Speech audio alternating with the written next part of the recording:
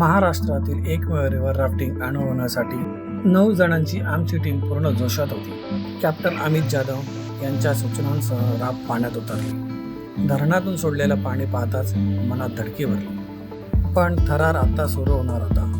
दाट जंगल, डोंगर आणि वेगवान नदीचा प्रवाह जणू अमेझॉनच्या जंगलातच आल्यासारखं वाटत होतं.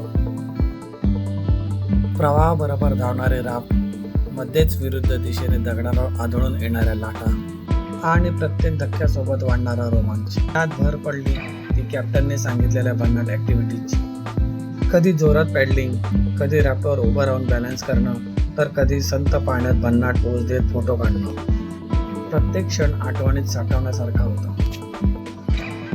शेवटी शांत प्रवाहात नदीत उड्या मारून पोहण्याची संधी मिळाली. जवळपास 2.5 तासांचा हा प्रवास केवळ रिव्हर राफ्टिंग नव्हता, तर कुंडलिका नदीच्या खोऱ्यात निसर्गाच्या सानिध्यात हरवून जाण्याचा एक अविस्मरणीय अनुभव होता. जर तुम्हीही साहस, निसर्ग आणि थरार यांचा परफेक्ट कॉम्बिनेशन शोधत असाल तर कोलाडमधील कुंडलिका रिव्हर राफ्टिंग तुमच्या बकेट लिस्टमध्ये नक्कीच असायला हवे.